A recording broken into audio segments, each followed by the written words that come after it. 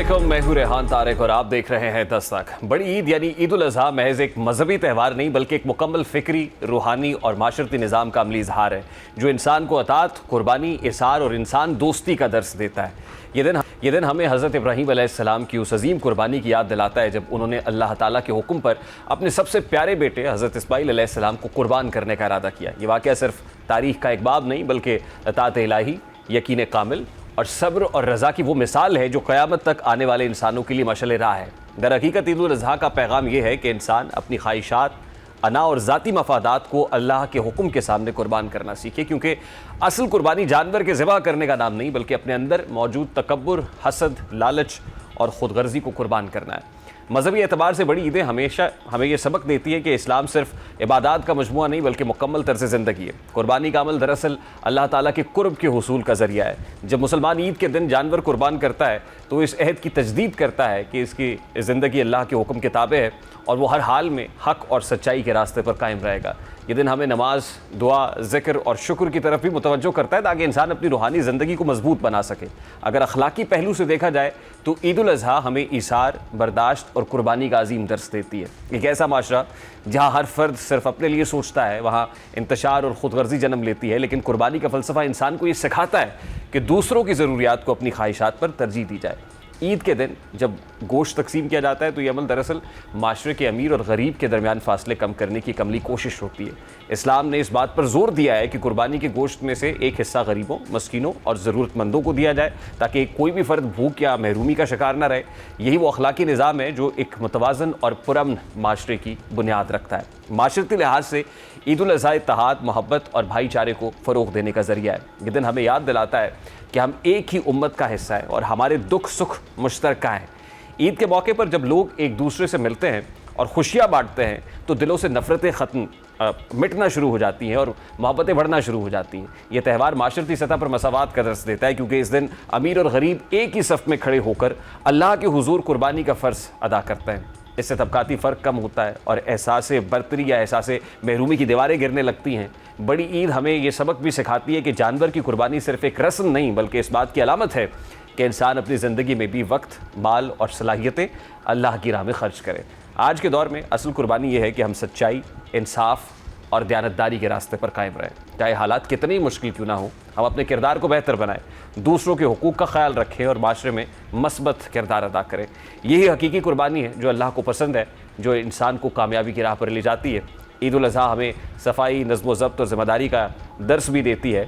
इस्लाम में सफ़ाई को ईमान का हिस्सा करार दिया गया है, इसलिए कुर्बानी के बाद माहौल को साफ़ रखना, जानवरों की आलाइशों को मुनासिब तरीके से ठिकाने लगाना और दूसरों के लिए तकलीफ़ का बाइस ना बनना भी एक अहम अखलाकी ज़िम्मेदारी है। अगर हम इस पहलू को नज़रअंदाज करें तो हम ईद के असल मकसद से दूर हो जाते हैं। इसलिए एक बालमान वही है जो खुशी के साथ साथ दूसरों की सहूलत का भी ख्याल रखे। और ईद खुशी एक ऐसा जज्बा है जो दूसरों की मदद करके हासिल होती है। ऐसे ही जज्बे से सरशार हमारे यहाँ अल खिदमत फाउंडेशन है। अल खिदमत फाउंडेशन क्या कर रही है, इस ईद पे अल खिदमत फाउंडेशन की रिस्पॉन्सिबिलिटीज़, रोल्स क्या है, वो किस तरीके से खुशियाँ तकसीम करते हैं ईद उल अज़हा के मौका पर। सैयद वकास जाफरी साहब जो अल खिदमत फाउंडेशन के सेक्रेटरी जनरल हैं वो हमें ज्वाइन करेंगे इस ब्रेक के बाद हमारे साथ।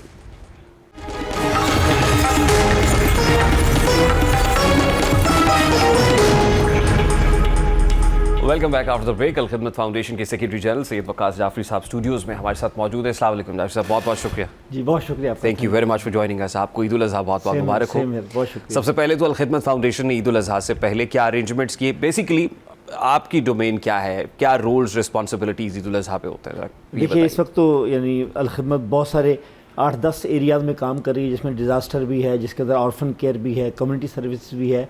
बुनियादी तौर पर चूँकि ईद उल अज़हा के मौके पर जिस तरह रमज़ान की एक बड़ी कैंपेन होती है कि बहुत बड़े पैमाने पर लोग जो है कि उनके अंदर एक जज्बा होता है कि अपने जैसे दूसरे इंसानों की मदद करना, तो बिल्कुल यही मामला है। और अभी आपने इंट्रो में जिस तरह बताया कि 1/3 हिस्सा कहा गया है कि आप उन लोगों को देंगे जो ज़रूरतमंद है। तो अल खिदमत के ऊपर एक गैर मामूली एतमाद चूँकि हमारे पाकिस्तानियों का है, पाकिस्तानियों से बाहर का भी है, तो हमने इसको 2-3 चीज़ के देखिए। एक तो ये एक शरी जिसे कहते हैं कि एक फरीज़ा है, जब इसके साथ खिदमत इंसानियत का तसव्वुर भी मिल जाता है तो ये समझे कि इसकी अहमियत भी और इसकी हसासियत में भी कई गुना इजाफा हो जाता है कि लोग यानी इबादत की बजावरी اور دوسری طرف یہ کہ وہ چاہتے ہیں خدمت خلق بھی اس کے ساتھ ہو. تو الخدمت نے پوری یہ کوشش کی ہے کہ ان دونوں چیزوں کا خیال رکھا جائے. اور اس کے ساتھ ساتھ تیسری چیز جو ہے کہ وہ ہماری جسے کہتے ہیں پروفیشنل مینجمنٹ ہے. کہ اس وقت جو ہے کہ پورے پاکستان میں اگر ہمارے پاس 130 سے زائد اضلاع ہیں کہ جہاں خدمت کے والنٹیئرز موجود ہیں، یعنی رجسٹرڈ والنٹیئر موجود ہے. یہ تقریباً کوئی 90,000 کی تعداد ہے کہ جو اس پورے کام کے اندر ہمارے ساتھ جو ہے کہ تعاون میں ہوتے ہیں.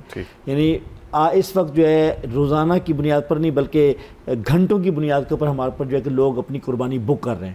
یعنی یہ مرچنڈائز بھی ہے، یعنی پوری دنیا سے جو پاکستانی ہیں وہ بھی کر رہے ہیں. آپ کو واٹس ایپ پہ لوگ میسیج کر رہے ہیں، لوگ جو ہے کہ ہماری ایپ پر جا رہے ہیں، لوگ بینکوں کے ذریعے دے رہے ہیں، لوگ جیز کیش اور اس طرح کے مختلف جو پلیٹ فارمز ہیں. تو یہ ساری کی ساری چیزیں نہ صرف ہمارے پر، مثلا میں ابھی آ رہا تھا تو مجھے سیالکوٹ سے قربانی مل گئی. میں نے فوری طور پر جو ہے کہ اپنی ٹیم کو دی، انہوں نے مجھے رسید بھیج دی، میں نے رسید ان کو کر دی ہے. اب جو ہے کہ ہم انہیں بتائیں گے کل یا پرسوں یا اگلے دن کہ آپ کی قربانی کہاں آ رہی ہے. تو گویا اس وقت لاہور، کراچی اور اسلام آباد میں ہم نے سلاٹر ہاؤس بک کیے ہوئے ہیں. اس کے بعد جو ہے کہ ہم جو ہے کہ اس میں سینکڑوں یعنی جو ہے کہ جانور قربان کریں گے، اور پھر اس کے بعد چلرز کے ذریعے ہم اس کو سپلائی کریں گے. یعنی 2 سے 3 گھنٹوں کے اندر یہ گوشت جو ہے پہنچ جائے گا ان علاقوں تک کہ جہاں آلریڈی لسٹیں موجود ہیں، ہمارے والنٹیئرز موجود ہیں. یہ نہیں ہے کہ ٹرک کھڑا ہو گیا اور لوگ ٹوٹ پڑے اس کے اوپر، نہیں. پہلے سے طے ہے کہ کس جگہ پر لسٹیں موجود ہیں اور ہمارے والنٹیئر جو کہ تیار ہے. اور یہ جو کہ چلرز کے جو اپنا منفی جو ہے کہ 40 سینٹی گریڈ میں جو کہ یہ تو ہوتا ہے گوشت جو کولڈ اسٹوریج سے تیار ہوتا ہے.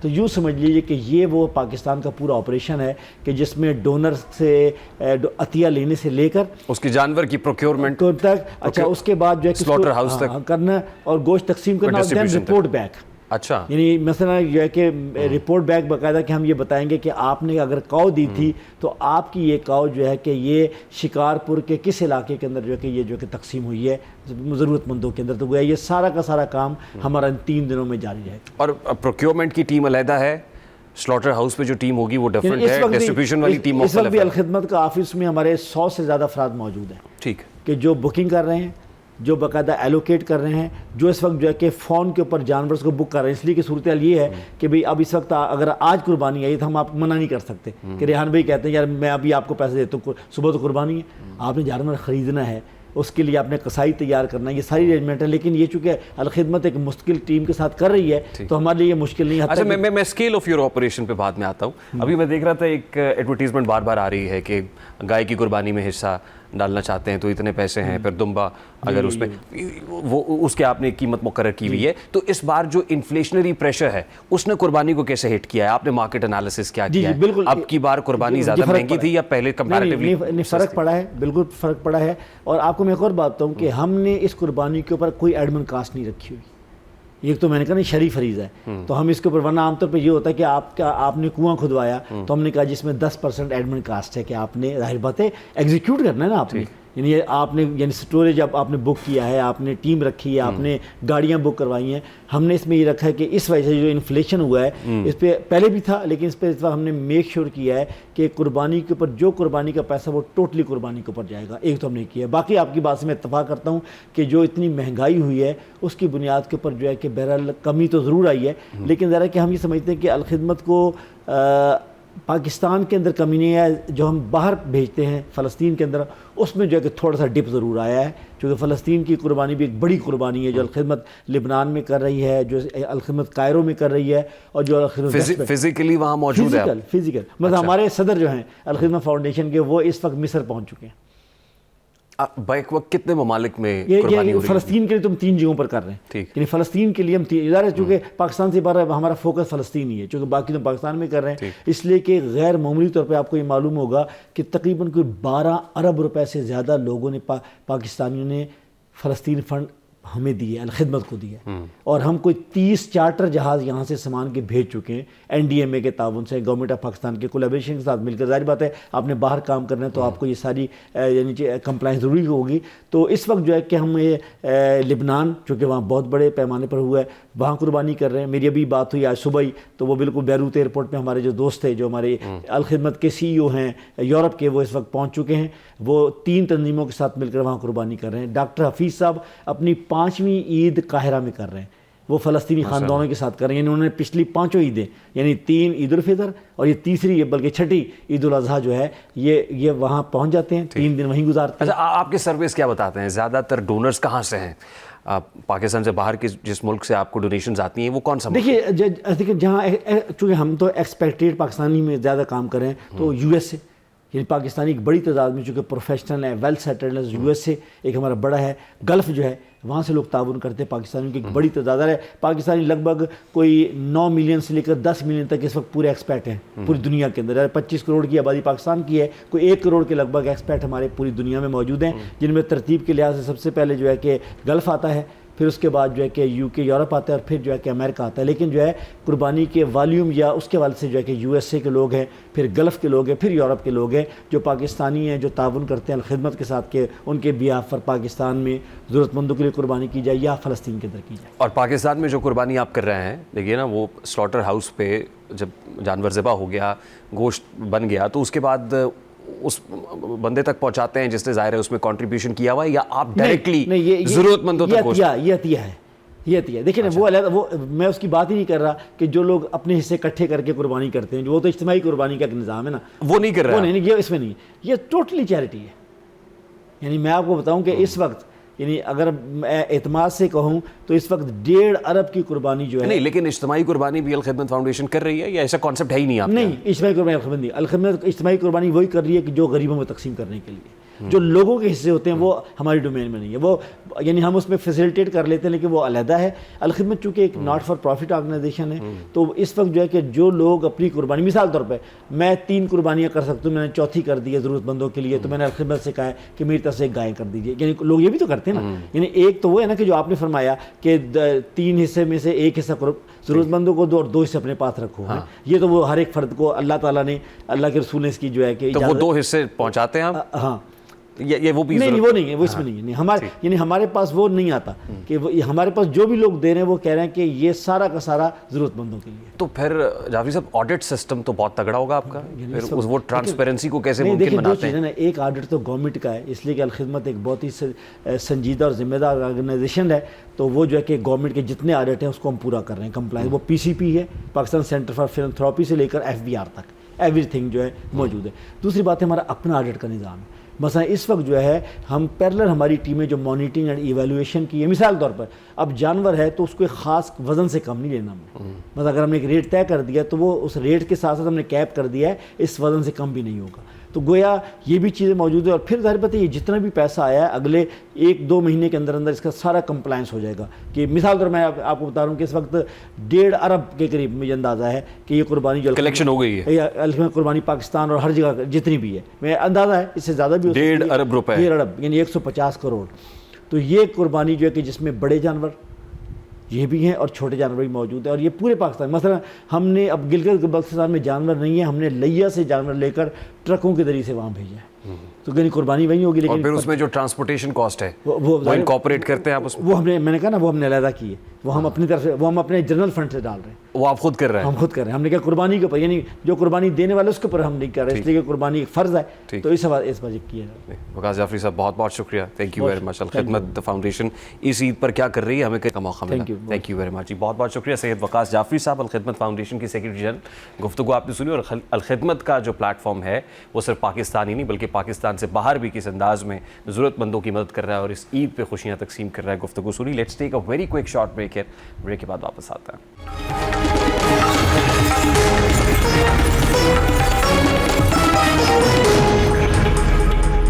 بڑی عید کے بعد پاکستان کے سیاسی منظرنامے میں ایک نئی تیزی اور شدت کے آثار نمایاں نظر آ رہے ہیں. اس کی بنیادی وجہ آنے والا وفاقی بجٹ اور ممکنہ 28ویں آئینی ترمیم ہے. آئندہ بجٹ کی بات کی جائے تو بظاہر ایک ایسے معاشی فریم ورک کے تحت تشکیل دیا جا رہا ہے جس پر IMF کی شرائط اور مالیاتی دباؤ کا گہرا اثر موجود ہے. اس صورتحال میں یہ خدشہ ظاہر کیا جا رہا ہے کہ بجٹ میں ٹیکسز میں اضافہ, سبسڈیز میں کمی اور مہنگائی کو کنٹرول کرنے کے نام پر مزید سخت معاشی فیصلے سامنے آ سکتے ہیں جس کا براہ راست بوجھ عام شہری پر پڑنے کا امکان ہے.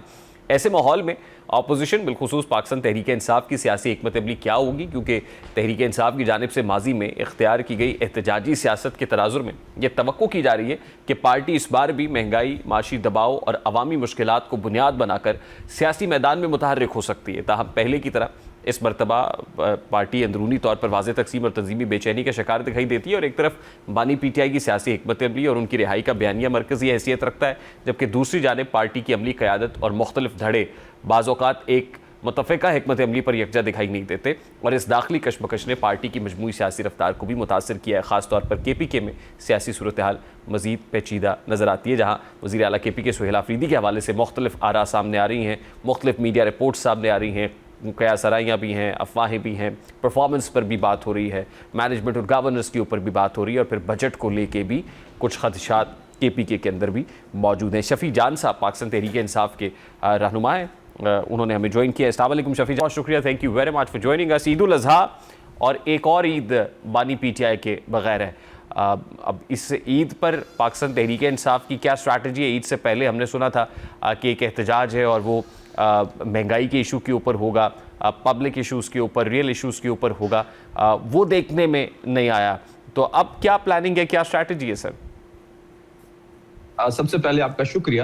جہاں تک تحریک کے حوالے سے آپ نے ذکر کیا، عید کے بعد 2 جون جو کہ ٹیوزڈے بنتا ہے، انشاءاللہ تمام تر پارلیمنٹیرینز اڈیالہ کے سامنے آئیں گے، اظہار یکجہتی کریں گے عمران خان صاحب سے، کیونکہ پچھلے 200 دنوں سے عمران خان صاحب آئسولیشن میں ہے، 6 مہینے سے کوئی ملاقات نہیں ہو رہی، نہ بنیادی حق ان کو مل رہا ہے، نہ طبی سہولت مل رہی ہے، نہ بہنوں سے ملاقات ہو رہی ہے، نہ وکلا کی ملاقات ہو رہی ہے۔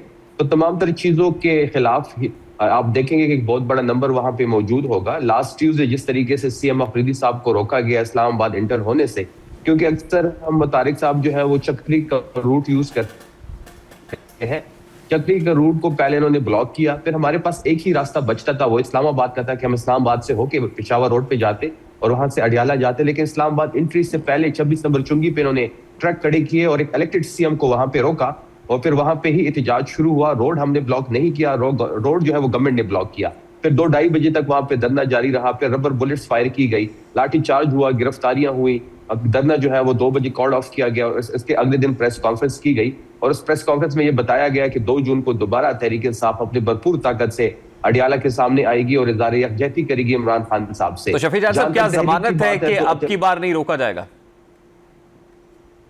دیکھیں، ضمانت تو اس وقت اس پاکستان میں کسی چیز کی نہیں ہے، یہاں پہ تو نہ اس وقت آئین ہے، نہ قانون ہے، اور نہ ہی عدالتی فیصلوں کی کوئی امپلیمنٹیشن ہو رہی ہے۔ پھر جو عدالت فیصلہ دیتی ہے اس کے خلاف ہم کنٹیمپٹ آف کورٹ میں جاتے ہیں، اسی عدالت سے ہم درخواست کرتے ہیں کہ آپ نے ہی فیصلہ دیا تھا اور آپ کے فیصلے کی امپلیمنٹیشن نہیں ہو رہی، تو عدالت اتنی ویک فوٹنگ پہ ہے کہ وہ خود اپنے فیصلے پہ کنٹیمپٹ آف کورٹ نہیں لگاتی، نہ ہمارے پٹیشن لگاتے ہیں، نہ سنتے ہیں۔ پھر ایک بات بڑی واضح ہے طارق صاحب کہ اب مذمت ہی واحد راستہ بچتا ہے، مذمت سے ہی ہم ٹیبل ٹاک تک جا سکتے ہیں، مذمت سے ہی مفاہمت کی طرف ہم جا سکتے ہیں۔ بالکل، اور اطلاعات ایسی بھی ہیں کہ سہیل آفریدی صاحب اور بیرسٹر گوہر کی ایک اہم حکومتی شخصیت سے ملاقات بھی ہوئی ہے، ان اطلاعات میں، ان خبروں میں کس حد تک صداقت ہے سر؟ دیکھیں، یہ بات کوئی خفیہ نہیں ہے، جس طریقے سے اس کو پروپیگیٹ کیا گیا، میری آپ میڈیا ٹاک اٹھا سکتے ہیں کہ جس دن یہ نیوز بریک ہوئی اس سے 5 دن پہلے میں نے اپنی میڈیا ٹاک میں اس بات کا ذکر کیا تھا کہ آفریدی صاحب اور گوہر صاحب کی جو ہے ملاقات محسن نقوی صاحب سے ہوئی تھی، اور یہ ملاقات جو تھی وہ امن و امان پہ ہی، لائن آرڈر کی جو سچویشن ہے خیبر پختونخوا میں، اسی کی متعلق تھی، کیونکہ محسن نقوی ایک منصب پہ بیٹھے ہیں اور وزیر اعلیٰ سہیل آفریدی صاحب بھی ایک منصب پہ ہی بیٹھے ہیں، یہ منصب کی ملاقات منصب سے ہی تھی، اور یہ 14 مئی کو ہوئی تھی۔ 14 مئی کو آفریدی صاحب صبح بنو گئے تھے، کیونکہ بنو میں ایک دن پہلے خودکش حملہ ہوا تھا جس میں 15 سے زائد ہمارے پولیس نوجوان شہید ہوئے تھے، وہاں کے لواحقین سے وہ ملے، پھر وہاں سے وہ ہنگو آئے، ہنگو میں ایک مارٹر گولا سویلین آبادی پہ گرایا گیا جس سے 6 لوگ شہید ہوئے، جس میں 2 بچے شامل تھے۔ اسی رات یہ ملاقات جو تھی لائن آرڈر پہ تھی، اور یہ ملاقات ہوئی تھی، یہ کوئی خفیہ ملاقات نہیں تھی، اور نہ ہی اس ملاقات میں کوئی سیاسی بات ہوئی۔ تاثر یہ کہ کوئی بیک ڈور چینل آپریٹ کر رہا ہے، کیا پی ٹی آئی کا کوئی بیہائنڈ دا کرٹنز بات ہو رہی ہے؟ نہیں، کسی بیک ڈور رابطے پہ ہم جو ہے بلیف نہیں رکھتے، اور نہ ہی ہماری ایسی کوئی خواہش ہے۔ اگر ہم بیک ڈور رابطے کو ترجیح دیتے تو عمران خان صاحب 1000 دن جو ہے وہ جیل میں نہ کاٹتا، اور ایسی جیل کے جہاں پہ ان کی تصویر پہ پابندی ہے، جہاں ان کی طبی سہولت نہیں مل رہی، جہاں وہ مل نہیں سکتے، جہاں وہ آئسولیشن میں ہے، اور جس قسم کی قید عمران خان صاحب نے کاٹی ہے، اس قسم کی قید پاکستان میں کسی لیڈر نے نہیں کاٹی۔ اگر ہم کسی بیک ڈور رابطے کی طرف دیکھتے، جبکہ باقیوں کی طرح ہم بھی باہر چلے جاتے، ہم کسی ڈیل کی طرف نہیں دیکھ رہے، عدالتوں کے راستے سے ہی ہم نے سرخرو ہونا ہے، اور آپ دیکھ رہے ہیں کہ وہیں ایک راستہ بچتا ہے، لیکن ہمیں ان عدالتوں سے کوئی امید نہیں ہے، لیکن راستہ یہیں بچتا ہے، ہم اسی راستے سے ہی سرخرو ہوں گے۔ کے پی کے محاذ پر سہیل آفریدی صاحب کو انٹرنل اپوزیشن کا سامنا ہے، اور خبریں اس طرح کی بھی ہیں کہ ہو سکتا ہے کہ خود بجٹ پاس کرانا مشکل ہو جائے، اس تاثر میں کس حد تک جان ہے سر؟ میں اس بے بنیاد پروپیگنڈے کی کمپلیٹلی تردید کرتا ہوں۔ تحریک انصاف کی بڑی خوبصورتی ہے کہ تحریک انصاف ہی عمران خان ہے اور عمران خان ہی تحریک انصاف ہے، اور سہیل آفریدی صاحب عمران خان کے نامزد۔ بجٹ آنے دیں، بجٹ آپ کے سامنے آ جائے گا، ہم بھرپور طریقے سے بجٹ پاس کریں گے۔ ہمارے جتنے 91 ایم پی ایز ہیں 91 کے 91 وہاں پہ موجود ہوں گے۔ کئی مواقع پہ آپ نے دیکھا ہوگا، سینٹ کا الیکشن ہو، پھر یا وزیر اعلیٰ کا الیکشن ہو، یا پھر بجٹ ہو، ہم نے بھرپور اپنے لوگوں کو، ہمارا ایک ایم پی اے ادھر سے ادھر نہیں ہوا، ہم نے اپنے نمبر پورے کیے۔ آپ اس بجٹ میں بھی دیکھیں گے کہ ہمارے جو نمبر ہیں وہ پورے ہوں گے۔ یہ صبح سے ایک پروپیگنڈا کیا جا رہا ہے کہ ایک فارورڈ بلاک بن رہا ہے، تحریک انصاف میں فارورڈ بلاک کبھی بھی کامیاب نہیں ہوا۔ تحریک انصاف کے ساتھ جس نے غداری کی تو اس کا جو ریزلٹ تھا وہ پرویز خٹک اور محمود خان کو دیکھ کے آپ اندازہ لگا سکتے ہیں۔ اس سے پہلے بھی محمود خان کے ٹائم میں، پرویز خٹک کے ٹائم میں فارورڈ بلاک ضرور بنے، لیکن فارورڈ بلاک کبھی کامیاب نہیں ہوئے۔ تحریک انصاف کی سب سے بڑی خوبصورتی یہی ہے کہ یہ ون ہے اور ون مین عمران خان صاحب ہے۔ شفیع جان صاحب، وفاقی بجٹ کی منظوری کے وقت کو پریکٹیکل اپوزیشن ہمیں نظر آئے گی، اور پھر ایک تو وفاقی بجٹ کی منظوری اور پھر دوسری 28ویں آئینی ترمیم کی بازگشت بھی ہے، تو اس پہ پارلیمنٹ کے اندر اور پارلیمنٹ کے باہر مکمل جو اپوزیشن پٹ اپ کرنے کے لیے پاکستان تحریک انصاف نے کوئی مربوط حکمت عملی وضع کی ہے؟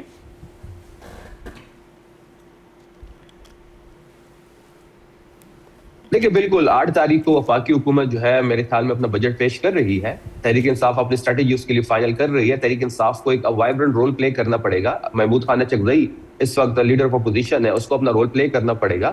میرے خیال میں کہ اسمبلی کی کارروائی نہیں چلنی چاہیے، ہمارے تمام ایم این ایز کو اس طرح رول پلے کرنا پڑے گا۔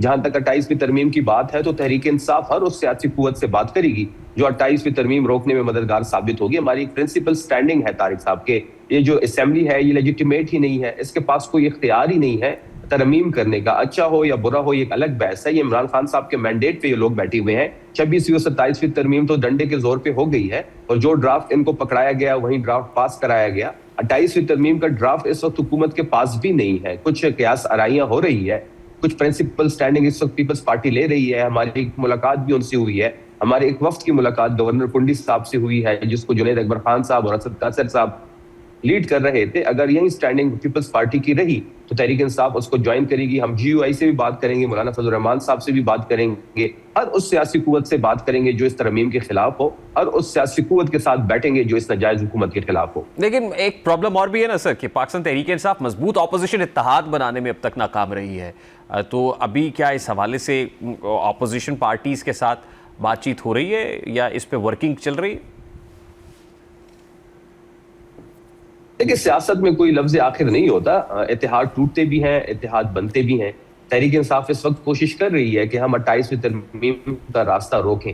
28ویں ترمیم کے لیے جو بھی مددگار ثابت ہوگا ہم ان سے بات کریں گے۔ اگر ہم 28ویں ترمیم روکنے میں کامیاب ہوتے ہیں پیپلز پارٹی جی یو آئی سے مل کے یا کوئی اور سیاسی قوت سے مل کے، تو بات یہاں پہ نہیں رکے گی، یہ اتحاد آگے بڑھے گا اور اس ناجائز حکومت کی خاتمے تک یہ بات جا سکتی ہے۔